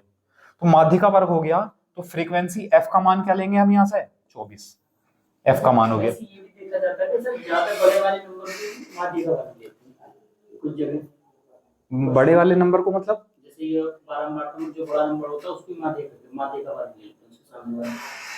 बड़ा नंबर जो होता है, बड़ा नंबर तो 68 है ना, जैसे 24 है से सामने वाली है 49। ना, ऐसा नहीं है, ऐसा नहीं, ऐसा नहीं। वो छोटी बड़ी संख्या हो सकती है, ऐसा कुछ नहीं। तो यहाँ पर f का मान तो ये हो गया, है ना। क्यों क्या लिखा है? माध्य का वर्ग की फ्रीक्वेंसी। माध्य का वर्ग ये है तो माध्य का वर्ग की फ्रीक्वेंसी नहीं, f का मान तो ये हो गया। फिर l है, l लोअर लिमिट है किसकी? माध्य का वर्ग की। तो लोअर लिमिट क्या है इसकी? ये भी 40। ये किसका मान हो गया? l का मान हो गया 40। ठीक। अच्छा, अब हमसे पूछा है CF। CF क्या है? माध्य का वर्ग से पहले की संचयी बारंबारता। तो माध्य का वर्ग तो ये था, तो माध्य का वर्ग से पहला ये है, तो ये वाली जो है ना, ये CF का मान है। किसका मान है? CF का। ठीक है। और कुछ बचा? अगर h की बात पूछो तो h क्या होता है? यहाँ पर हमने कहा क्लास इंटरवल का जो डिफरेंस है, जो क्लास इंटरवल है वर्ग अंतराल, उसका अंतर। तो सब में 20-20 का अंतर है, कितना हो गया? 20। ठीक है, अब ये सारी वैल्यू इस फॉर्मूले में पुट कर देते हैं। देखो तो हमें यहाँ क्या दिख रहा है, एल की वैल्यू कितनी है यहाँ 40 प्लस n/2 करेंगे, n/2 करेंगे तो n/2 हमने करा था कितना आ गया था 34 माइनस CF करेंगे तो कितना आएगा 25 अपॉन, और F करेंगे तो कितना आएगा 24 इंटू, और H करेंगे तो कितना आएगा 20। ये बताओ समझ आया? अब जो सोल्व हो रहे हैं सोल्व कर लो, 4 6 24 और 4 5 20। तो यहां से जो वैल्यू आई इसको आगे बढ़ाओ, तो 40 प्लस 34 माइनस 25 कितना हुआ 9, 9 गुणा 5 बटे 6, 3 दूनी 6 और 3 दिया 9, तो 15 बटे 2 आ गया। तो 15 बटे 2 को 7.5 लिख सकते हैं, तो मतलब 47.5 ये हमारा आंसर है। 47.5 यानी सी ऑप्शन हमारा करेक्ट आंसर। बताओ समझ आया नहीं आया? तो ये करवाना पड़ा क्योंकि देखो क्वेश्चन किसी भी टाइप से आ सकता है, जरूरी नहीं है कि ये नहीं बनेगा। अगर ऐसा क्वेश्चन बन गया तो इतना ज्यादा टिपिकल भी नहीं है, एक फॉर्मूला याद रखना है, उसकी वैल्यूज याद रखनी है। दोबारा समझ लो, एल लोअर लिमिट है माध्यिका वर्ग की। पहले माध्यिका वर्ग समझ लो क्या है। जब हम इन सबको जोड़ेंगे ना फ्रीक्वेंसी को, तो संख्या आएगी, तो वो संख्या आई 68, n 68 है तो n बटे 2 करेंगे तो कितना हो गया 34। तो ये जो 34 वाली क्यूमुलेटिव फ्रीक्वेंसी जहां पर लाई करेगी, जहां पर आएगी वो माध्यिका वर्ग होगा। तो 34 का मतलब है 25 से तो बड़ी है और 29 से 49 से छोटी है, तो वो 49 में लाई करेगा। तो ये वाली जो होगी ना, ये पूरा ये माध्यिका वर्ग होगा। तो माध्यिका वर्ग में से एल लोअर लिमिट लेंगे, तो लोअर लिमिट क्लास इंटरवल की कितनी होगी 40। संचयी बारंबारता माध्यिका वर्ग का वर्ग से पहले की, तो माध्यिका वर्ग से पहले की संचयी बारंबारता कितनी हो गई 25। ये किसका मान हो गया CF का। अच्छा, माध्यिका वर्ग की फ्रीक्वेंसी F, तो माध्यिका वर्ग ये वाला था, इसकी फ्रीक्वेंसी F का मान हो गया 24, और CI है हाइट मतलब क्लास इंटरवल का डिफरेंस है। तो क्लास इंटरवल 40 से 60 तक है, तो इसका अंतर कितना है 20, तो H का मान हो गया 20। ये वैल्यू पुट कर दी, आंसर आपका। ठीक है, चलिए उम्मीद है आप लोग कर सकते हैं, कोई दिक्कत नहीं है। इसका स्क्रीनशॉट लो फिर आगे बढ़ते हैं। चलो मीन मीडियन पढ़ लिया, अब बात करते हैं मोड की यानी बहुलक की। ठीक है, तो मोड यानी बहुलक क्या होता है? ठीक, जो संख्या ज्यादा बार आती है उसको बहुलक कहते हैं, मोड कहते हैं उसको, है ना। जैसे डेटा लिखा हुआ है, इसमें आपको दिख रहा है कि कौन सी वैल्यू सबसे ज्यादा बार दिख रही है आपको। भाई 7 मुझे ज्यादा नजर आ रहा, देख लेता हूँ, 1 2 3 4 5, 7 तो कितनी बार है 5 बार है, और कोई संख्या 5 है कितनी बार 2 बार, तो 7 ही है सबसे ज्यादा बार। तो जो वैल्यू सबसे ज्यादा बार आएगी वो मोड होगा। तो सबसे ज्यादा बार वैल्यू कौन सी आई है 7, तो हमारा आंसर कितना आ जाएगा बताएंगे, आएंगे वहां तक भी, रिलेशन तक आएंगे। पहले मीन मीडियन मोड पढ़ लेते हैं एक बार, है ना, समझ आया। चलिए नेक्स्ट है भाई, निम्नलिखित आंकड़ों का बहुलक ज्ञात करो, find the mode of given data. ये जो सारणी है, जो टेबल बनी हुई है, इसका मोड बताना है। अब देखते हैं। देखो मोड का मतलब है कि जो संख्या ज्यादा बार लिखी होती है वो मोड होती है, जितनी ज्यादा बार लिखी है। तो मोड, अब यहाँ फ्रीक्वेंसी है, फ्रीक्वेंसी का मतलब है ये बताएगा कि 9 5 बार लिखा है, 7 6 बार लिखा है। इसका मतलब जिसकी फ्रीक्वेंसी ज्यादा होगी वही मोड होगा। तो सबसे बड़ी संख्या कौन सी है इसमें 8 है। तो इसका जो मोड है, इसका मतलब 5 8 बार आया, सबसे ज्यादा बार आया है, तो जो मोड होगा वो कितना होगा 5 होगा। ये हमारा आंसर हो जाएगा। तो जिसकी फ्रीक्वेंसी ज्यादा होगी, जिसकी फ्रीक्वेंसी बड़ी होगी वो मोड होगा। ठीक है, चलिए तो ये आंसर आ गया। तो आसान है मोड, कोई टिपिकल नहीं है, इसमें कर सकते हैं आप लोग। अब नेक्स्ट आते हैं, चलो। ये है मजेदार क्वेश्चन। ठीक है, सारणी का बहुलक बताना है मोड। अब मोड के लिए भैया हमें क्या करना पड़ेगा, पहले फॉर्मूला डिफाइन करना पड़ेगा।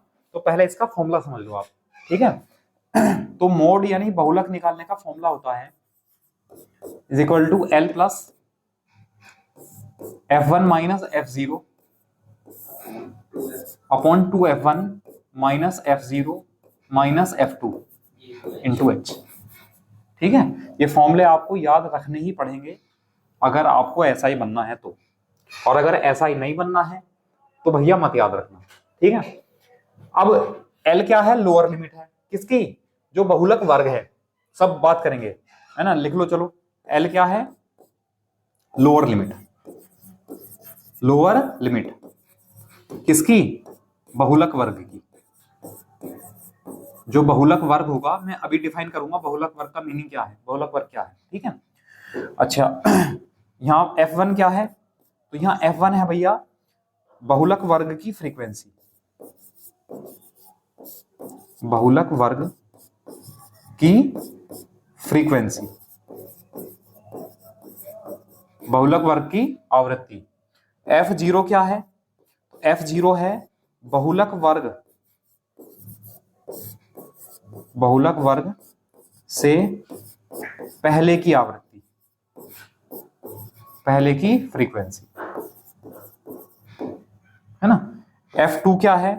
F2 है जो बहुलक वर्ग है, बहुलक वर्ग से बाद की आवृत्ति, ठीक है। H क्या है? बहुलक H क्या है? H है हाइट, मतलब जो क्लास इंटरवल है, जो बहुल, यहां तो क्लास इंटरवल सभी का सेम होगा, इसमें बहुलक वर्ग मत लिखो। H होगा क्लास इंटरवल का डिफरेंस, CI का अंतर, मतलब लोअर लिमिट और अपर लिमिट में कितना अंतर है, ठीक है। चलिए अब मैं अगर बात करूं, पहले मैं बहुलक वर्ग ढूंढता हूं, तो बहुलक वर्ग कौन सा होगा?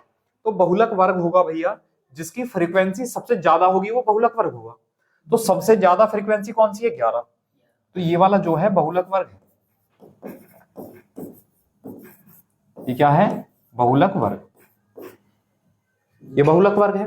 अब ये बहुलक वर्ग है, तो अगर मैं वैल्यू लिखना शुरू करूं, तो L की वैल्यू क्या होगी? बहुलक वर्ग की लोअर लिमिट, तो बहुलक वर्ग ये है, लोअर लिमिट क्या होगी? 25। तो L का मान तो हो गया है 25। अब F1 की बात करूं तो बहुलक वर्ग की फ्रीक्वेंसी, तो बहुलक वर्ग की फ्रीक्वेंसी यानी F1 ये हो गया, इससे पहले का ये F0 हो गया, इससे बाद का ये F2 हो, ठीक है। और H क्या हो गया? इन दोनों का डिफरेंस, तो 25 और 5 30, H हो गया 5, है ना। अब लगा दो फॉर्मूला भी,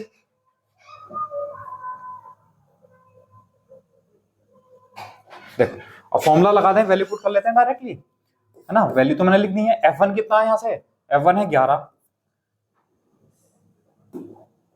F1 क्या है? 11। F0 क्या है? 9। F2 क्या है? 10। और H कितना है? 25 और 30 माइनस 25 यानी 5। चलिए अब मैं अगर फॉर्मूला अप्लाई करूं यहाँ, तो देखो L कितना है? 25। पहला वैल्यू सारी नोट कर लेना, और F1 माइनस F0, F1 यानी 11 माइनस 9, और 2F1 तो 2 इंटू 11 माइनस F0 कितना है? 9, और F2 कितना है? 10, और इंटू H कितना है? 5, ठीक है। हाँ अब सॉल्व कर लेंगे, ये हो गया 25 प्लस 11 माइनस 9 कितना हो गया? 2 अपॉन 11 दूनी 22, और ये कितना हुआ? 19, तो कितना बचा? 3, और इंटू 28.3। हाँ तो ये हो गया 25 है प्लस 10/3। अच्छा इसे ऐसा लिख सकते हैं 25 है प्लस 10/3 को 3 से ही 1/3 लिख सकते हैं, तो 25 3 28, 28 सही 1/3, ये हमारा ऑप्शन हो जाएगा। अच्छा ऑप्शन 1/3 को 0.33 लिख सकते हैं, तो 28.33 हमारा आंसर है। बताइए समझ आया? तो मीन किसी भी तरह आपसे निकलवाए, मीडियन किसी भी तरह आपसे निकलवाए, या मोड किसी भी तरह आपसे निकलवाए, आप लोग कर सकते हैं। चलिए ये हो गया बेसिक। अब जो ज्यादा क्वेश्चन आने वाले होते हैं वो थोड़ा स्टैंडर्ड डेविएशन की तरफ चलते हैं, वहां से आते हैं। तो अगला क्वेश्चन देखते हैं क्या है नेक्स्ट, इसका स्क्रीनशॉट ले लो आप लोग। चलो नेक्स्ट है भाई किन्हीं आंकड़ों। अच्छा अब हम रिलेशन की बात करते हैं, मीन मीडियन मोड का रिलेशन क्या होता है, ठीक है। तो इनका जो रिलेशन होता है भैया वो होता है बहुलक बराबर 3 into median minus 2 into mode, sorry 2 into mean, यानी 2 गुणा माध्य, ठीक है। मतलब मोड इज इक्वल टू होता है 3 into median ME minus 2 into mean, ठीक है। Mode is equal to 3 median minus 2 mean, ये फॉर्मूला होता है बहुलक बराबर 3 गुणा माध्य का माइनस 2 गुणा माध्य यानी समांतर माध्य। अब हमें क्या क्या दिया हुआ है, एक तो समांतर माध्य दिया हुआ, वैल्यू पुट कर दो, और बहुलक दिया हुआ 23, तो मॉड दिया हुआ 23, और मीडियन पूछी है तो 3 मीडियन को मैंने ME लिख दिया माइनस 2 इंटू जो अर्थमेटिक मीन है वो कितना है 65, तो 65 दूनी 130, इधर जाएगा प्लस हो जाएगा, तो 3 मीडियन बराबर कितना आ जाएगा 130, इसमें जोड़ेंगे 153, ठीक है, और 3 से अगर मैं भाग कर दूं इसको तो जो मीडियन आ जाएगी वो कितनी आ जाएगी, 3 पंजे 15, 3 का 3, 51 आ जाएगी, यानी बी ऑप्शन हमारा करेक्ट आंसर है। तो एक रिलेशन पे कई बार क्वेश्चन केवल इस फॉर्मूले पे पूछा गया है ना, कि जो है मीन मीडियन मोड का रिलेशन क्या होता है, और जरूरी नहीं है ऐसा पूछा गया हो। देखो एक बार मैं समझा देता हूं आपको, एक बार क्वेश्चन इस तरह भी पूछा गया है, ओहो क्या हुआ,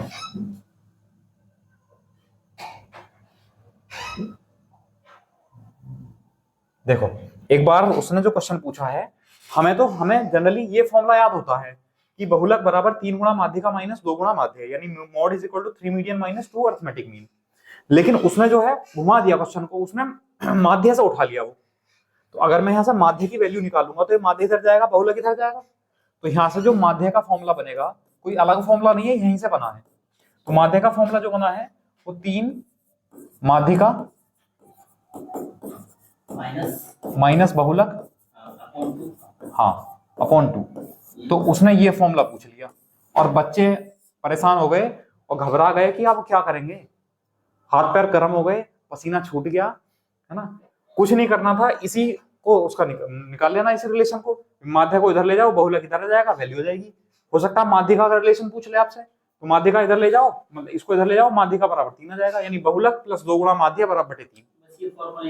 बेसिक फॉर्मूला ये है, इसको याद रखो, इसी से तीनों की वैल्यू निकाल सकते हो, ठीक है। फिलहाल जनरली ये चीज याद रखो, बहुलक बराबर 3 median minus 2 mean, 3 median minus 2 mean, ठीक है। चलो नेक्स्ट है भैया, दी गई संख्याओं का परास ज्ञात कीजिए रेंज। कितना बढ़िया, कितना शानदार क्वेश्चन है, और मैं मानता हूं 1 सेकंड नहीं लगेगा आप लोगों को इसका रेंज बताने के लिए। बता दो इसकी रेंज क्या है।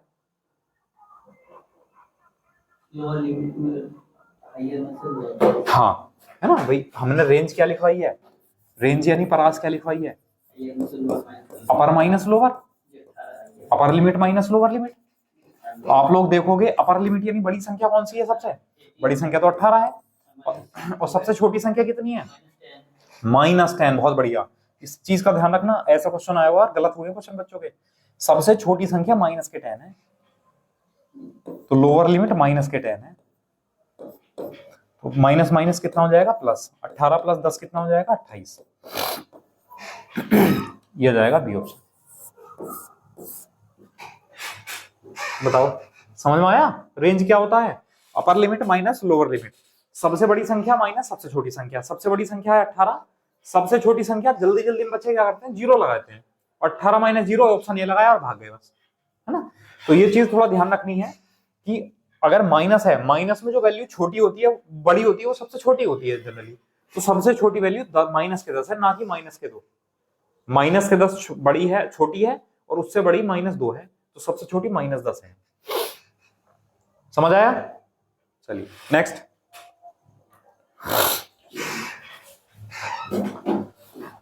नेक्स्ट है भाई, आंकड़ों का प्रसरण ज्ञात करो, मतलब वेरिएंस। तो आप लोग समझ लो वेरिएंस क्या होता है।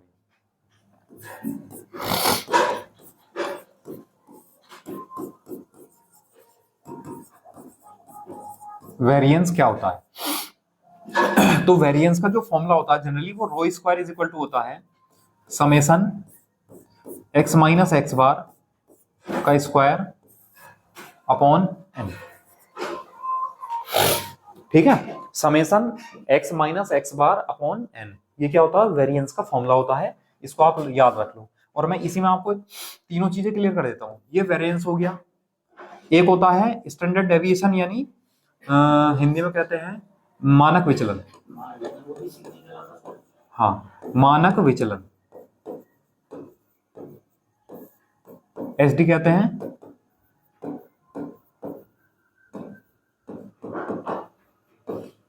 Standard deviation. तो स्टैंडर्ड डेविएशन होता है रो।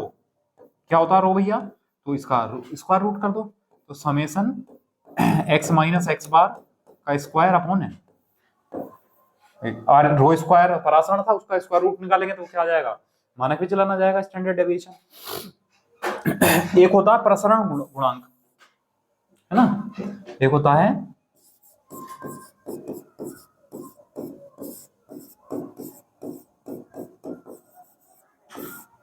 ना, इसको सीवी कहते हैं, coefficient of variation, variance, coefficient of variance, CV. तो ये होता है भैया rho upon x bar into 100।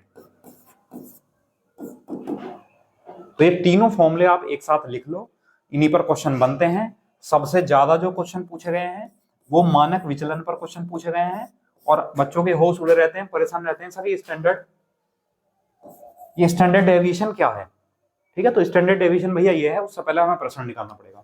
तो पहले प्रसरण निकालते हैं, यानी वेरिएंस निकालते हैं। तो वेरिएंस निकालने के लिए देखो हमारे पास एक्स का डाटा तो है, एक्स तो है हमारे पास, लेकिन एक्स बार नहीं है। तो एक्स बार निकालो पहले। एक्स बार क्या है? एक्स बार क्या होता है भाई? एक्स बार मीन ही तो होता है, माध्य है, यानी सम अपॉन नंबर, सबको जोड़ दो, 4 + 7 + 9 + 10 + 15, और टोटल नंबर कितने हैं? 3 2 5। तो यहां से एक्स बार निकाल दो आप, कितना आया? तो 15, 5 और 9 14, 14 4 18, 18 7 25 का 5, यहां से लगे 2, 2 और 2 4। तो ये कितना आया? एक्स बार कितना आया? 9। 45/5 एक्स बार कितना आया? 9। अब देखो मैं एक टेबल बना रहा हूं, ध्यान रखना, मैंने एक तरफ लिखा एक्स, एक्स में कौन कौन सी वैल्यू है? 4 है, 7 है, 9 है, 10 है और 15 है।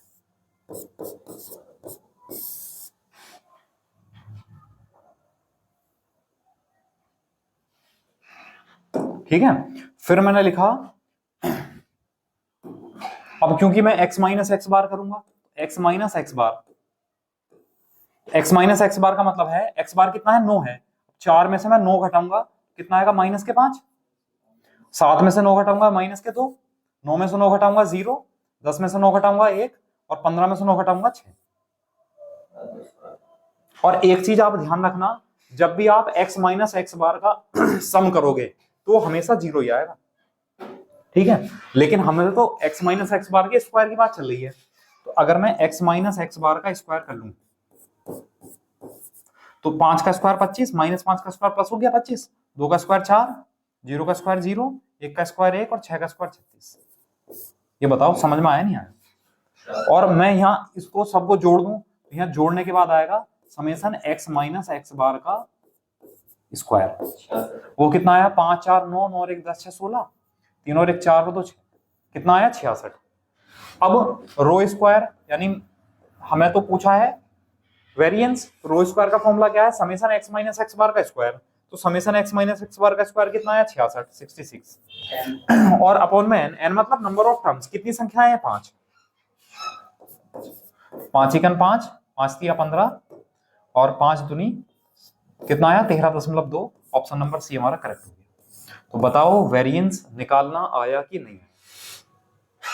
बताओ वेरिएंस निकालना जाने नहीं जाने? और अगर वेरिएंस निकलेगा तब स्टैंडर्ड डेविएशन निकलेगा, यानी मानक विचलन निकलेगा। ठीक है, तो इसके लिए हमें वेरिएंस पता होना चाहिए, है ना। इनका एक रिलेशन वाला क्वेश्चन भी कराऊंगा मैं, पहले आप लोग ये समझ लो। ये बताओ, उम्मीद है आप लोगों को समझ में आ गया होगा, एक बार कोई दिक्कत नहीं है। अगर किसी को दिक्कत आ रही है तो एक बार थोड़ा सा वीडियो पहले कर लो, 2-4 मिनट पहले दोबारा से देख लो, है ना। फिर भी समझ में ना आए तो क्वेश्चन नंबर 17 है, वीडियो के कमेंट बॉक्स में लिख के आप लोग बता सकते हैं। एक क्वेश्चन 100% आना ही आना है, देख लेना। एक क्वेश्चन छोड़ रहे हो अगर आप लोग आज की क्लास छोड़ रहे हो, और एक एक नंबर बड़ा कीमती है। जब मेरिट लगती है ना तो उसमें पता चलता है, जब बच्चे पॉइंट में नंबर से रह जाते हैं ना, उनका दर्द आप जान नहीं सकते हो।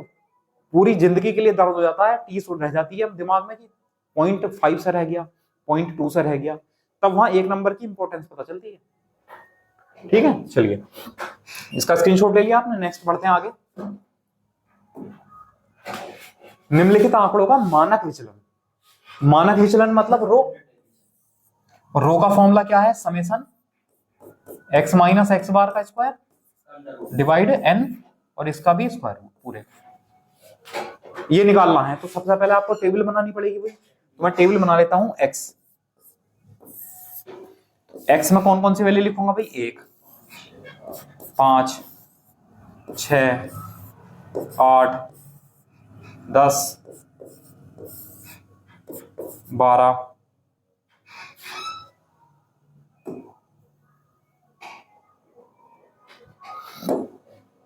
और क्या बचा? 14। ठीक, ये है। तो अब मुझे पहले x बार निकालना पड़ेगा।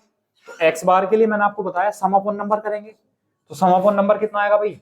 4 2 6, 6 8 14, 14 6 20, 5 25 और 1 26 का 6 से लेके 2 2 और 3 5 56। और नंबर कितने हैं? 3 3 6 और 1 7। तो जो हमारे पास x बार आया वो 8 आया। तो अब मैं यहाँ से x माइनस x बार करूंगा। तो इसमें से 8 घटाऊंगा। तो जब इसमें से 8 घटाऊंगा तो 1 माइनस 8 कितना हो जाएगा? माइनस के 7। 5 माइनस 8 माइनस के 3 और 6 माइनस 8 माइनस के 2 और 8 माइनस 8 0 और 10 माइनस 8 2, 12 माइनस 8 4, 14 माइनस 8 6। और मैंने आपसे कहा इसको जोड़ोगे ना आप हमेशा, इसको जोड़ोगे तो 0 ही आएगा। 7 3 10 2 12, 2 4 6 6 12, 12 प्लस और 12 माइनस। तो हमें क्या करना है? समेशन करना है। तो समेशन के लिए इनको सबको जोड़ दो। सॉरी, अब ये स्क्वायर करना है। सॉरी, तो x माइनस x बार का स्क्वायर करेंगे। अगर स्क्वायर करेंगे हम तो 7 का स्क्वायर 49 माइनस 7 का स्क्वायर प्लस हो जाएगा, 3 का स्क्वायर 9, 2 का स्क्वायर 4 0, 2 का स्क्वायर 4, 4 का 16, 6 का 36। तो हम क्या कर देते हैं? जोड़ देते हैं समेशन x माइनस x बार के स्क्वायर। जोड़ेंगे 6 6 12 4 16, 16 4 20, 20 9 29, 29 और 9 38 का 8 से लगे 3 3 3 6 1 7 और 4 11, 118 आया। तो लिख दो यहाँ पे अंडर रूट, ऊपर तो 118 आया और नीचे कितने नंबर हैं टोटल? 7 नंबर हैं। ठीक है, भाग होगा? नहीं होगा। तो आंसर कितना आ जाएगा? Under root 118/7। नहीं है ऑप्शन कोई भी। क्वेश्चन नंबर क्या था भैया? 18। कोई कैलकुलेशन तो मिस्टेक नहीं है? n का मान 8 7 है। 1 5 6 8, 1 5 6 8 10 12 14 नंबर तो यही है सारे। कोई मिस्टेक तो नहीं रही जोड़ने घटाने वाले में? भाई 9 दूनी 18 4 22 4 26 26 6 32 32 और 6 38 का 8 से लगे 3 3 3 6 1 7 7 4 11। सही है वैसे तो सही है। 4 2 6 8 14 14 6 20 5 25 26 का 6 से लगे 2 2 और 3 5। सही है, वो सब सही है। ऑप्शन में मिस्टेक होगी। ये जो ऑप्शन है ना सी, इसको आप 118/7 कर लो, ये आंसर हो जाएगा फिर आपका करेक्ट।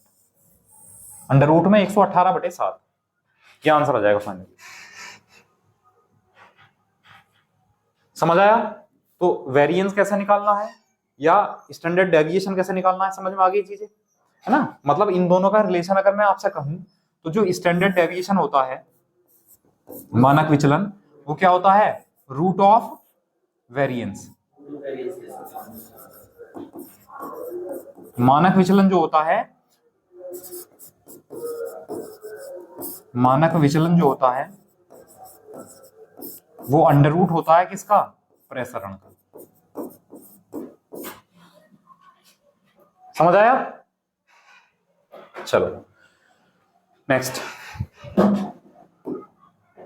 है भाई, एक क्रिकेट मैच में निम्नलिखित में खिलाड़ियों के स्कोर को इस प्रकार लिया जाता है कि स्कोर का जो प्रसरण गुणांक है वो 16 है, माध्य है 25 है। तो हमें प्रसरण ज्ञात करना है। अब मैंने आपको अभी फॉर्मूला लिखवाया है कि जो प्रसरण गुणांक होता है, प्रसरण गुणांक, कोफिशिएंट ऑफ वेरिएंस, सीवी जो लिखवाया मैंने, कोफिशिएंट ऑफ वेरिएंस लिखवाया है rho upon x bar into 100, है ना? रो क्या है यहाँ पर? रो क्या है बताओ आप लोग? रो है स्टैंडर्ड डेविएशन। ठीक है, अब स्टैंडर्ड डेविएशन नहीं दे रखा तो माध्य दे रखा है ना? अब यहां से हम क्या वैल्यू निकाल सकते हैं, पहले वो निकालो। प्रसरण गुणांक तो है 16, ये तो है 16 बराबर रो का मान हमें नहीं पता, और एक्स बार कितना है हमारे पास? 25 इंटू 100। तो 25 चौका 100 और 4 चौक 16। तो यहां से जो रो का मान आया हमारा वो कितना आया? 4 आया। और हमसे क्या पूछा? प्रसरण। हमसे पूछा है प्रसरण, और प्रसरण क्या होता है भैया? रो का स्क्वायर ही तो होता है। अब रो कितना है? 4, तो 4 का स्क्वायर कितना हो जाएगा? 16। ऑप्शन नंबर बी हमारा आंसर। अच्छा, ये डेटा अगर दे देता हमें तो उसके हिसाब से निकालते हैं। हाँ, अगर डेटा देता तो उसके हिसाब से निकालते हैं, लेकिन उसने तो रिलेशन के हिसाब से पूछा ना, फॉर्मूले के हिसाब से। कोफिशिएंट ऑफ वेरिएशन यानी प्रसरण गुणांक क्या होता है ना? तो ये फॉर्मूला आप लोग ध्यान रखना।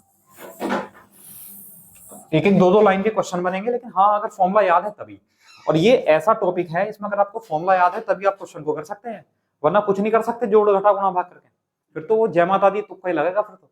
और तुक्का तो पता ही आपको फिट नहीं बैठते, एक आध में बैठ जाए तो कहते नहीं। समझ आया? चलिए नेक्स्ट। ये है, ये लास्ट क्वेश्चन है आज का, ठीक है।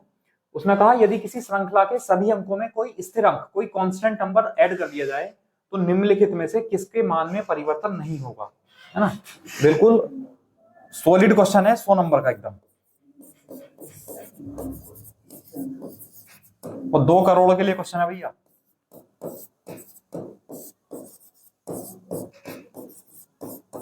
निचोड़ चैप्टर का। किसी श्रृंखला कोई सीरीज लिखी हुई है, कोई नंबर कोई टेबल बनी हुई है, उसमें सभी नंबर में कोई कांस्टेंट नंबर जोड़ दिया। कांस्टेंट नंबर का मतलब है या तो सभी में कोई भी एक नंबर उठा ले, जैसे 5 जोड़ना है तो सभी में 5 5 जोड़ना है, 6 जोड़ना है तो सभी में 6 जोड़ना है, 3 जोड़ना है तो सभी में 3 जोड़ना है। ये कांस्टेंट नंबर की बात होगी। तो निम्नलिखित में से किसका मान परिवर्तन नहीं होगा? अब देखो हमें नहीं पता भैया किसका होता है, हम तो एक लॉजिक में बताएंगे, उसको आपको फिट हो जाएगा आपके दिमाग में। हमने कहा माध्यिका है, हमने कहा एक नंबर लिखाओ, देखो छोटी सीरीज ले ली हमने, 1 2 3 4 5। मैंने कहा इसकी माध्यिका कितनी है? 3। और अगर मैं सब में 2 2 जोड़ दूं तो माध्यिका कितनी हो जाएगी? 5। तो ये तो बदल गई है। अब इसका एवरेज कितना आएगा? 3। अगर मैं कुछ जोड़ दूं सब में तो एवरेज बढ़ जाएगा, ये भी नहीं हो सकता, है ना। बहुलक क्या होता है? कोई नंबर सबसे जितनी ज्यादा बार आए, मान लो यहां मैंने 1 लिख दिया तो इसका बहुलक कितना हो गया? 1 हो गया। अब मैंने एक नंबर जोड़ दिया, 3 3 जोड़ दिया सब में, तो बहुलक कितना हो जाएगा? 3 और 1 4, 3 और 1 4, तब बहुलक हो जाएगा 4। बहुलक भी बदल गया। जब ये तीनों चीज बदल रही है तो यही नहीं बदलेगा ना, आंसर ये हो गया। हमें नहीं पता, हमें नहीं निकालना आता, हमें तो बस एलिमिनेट करना आता है क्वेश्चन को। तो हमें तो एलिमिनेट करना आता है, ऑप्शन एलिमिनेट कर दो, आंसर आ गया। तो जो स्टैंडर्ड डेविएशन है इसको ध्यान रखना आप लोग, कि अगर जो कोई संख्याएं लिखी हुई हैं उसमें आप कोई भी नंबर जोड़ दो कांस्टेंट नंबर, तो वहां पर जो स्टैंडर्ड डेविएशन है ना, मानक विचलन, वो बदलता नहीं है, वो वही बना रहेगा। मानक विचलन तो माध्य पर डिपेंड करता लेकिन माध्य कहां पर डिपेंड करता है? x माइनस एक्स बार पर। x माइनस एक्स बार पर डिपेंड करता है मानक विचलन, standard deviation. x minus x bar का स्क्वायर निकाल लेते हैं, चेंज होगा तो वो भी चेंज होगा। नहीं, x माइनस एक्स बार का जब आप स्क्वायर निकालोगे तो चेंज नहीं होगा। चलो ये होमवर्क है तुम्हारे लिए, ये तुम्हारे लिए होमवर्क है। जो मैंने 2 क्वेश्चन करवाए हैं मानक विचलन के और प्रसरण के, उन क्वेश्चन में आप लोग ऐसा करना, जो भी वैल्यू दी हुई है उसमें 2 2 जोड़ देना सभी में, और उसके बाद आप स्टैंडर्ड डेविएशन निकाल के देखना क्या आता है, ठीक है। हाँ, क्या चेंज आता है नहीं आता। चलिए तो आज के लिए इतना ही छोड़ते हैं। थैंक यू क्लास, और उम्मीद है आप लोगों का कॉन्सेप्ट क्लियर हो गया होगा, और मैंने बताया था 1 नंबर पक्का जरूर मिलने वाला है, ठीक है। और कल जो हमारा टॉपिक होने वाला है वो टॉपिक भाई हमने स्पीड टाइम एंड डिस्टेंस तो पढ़ लिया था, ठीक है। तो अब बोट एंड स्ट्रीम रह गया था एक तो, और एक रह गया था train. Train plus boat and stream,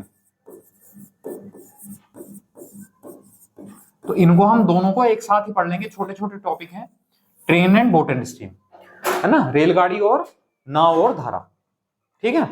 चलिए आज के लिए इतना ही, ओके, थैंक यू क्लास।